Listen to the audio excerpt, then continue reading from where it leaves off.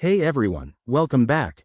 If you're watching this, you're probably dealing with a Snapchat device ban and feeling frustrated. Don't worry. I'm here to guide you through fixing it step by step. This is especially relevant for 2025, as Snapchat might have updated their policies, but these methods are based on the latest best practices. First off, let's understand what a device ban is.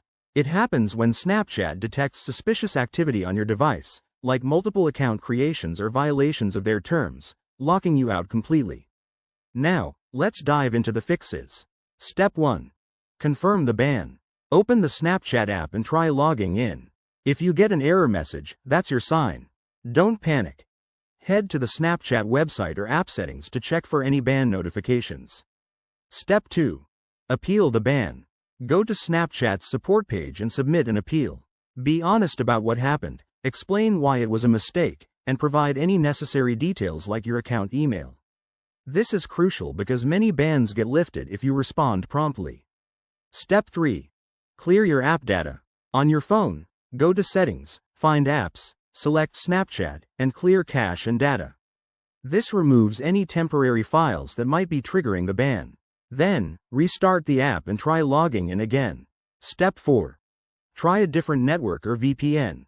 Sometimes, your IP address is flagged, so using a VPN can help mask it. Download a reputable VPN, connect to a new server, and attempt to access Snapchat. Remember, use this ethically to avoid further issues. Step 5. Contact support directly. If the above doesn't work, reach out via Snapchat's help center or social media. Provide screenshots and a clear explanation. They might escalate your case. Finally, to prevent future bans, always follow Snapchat's guidelines, use the app responsibly, and avoid sharing accounts. There you have it. Simple steps to get back on Snapchat.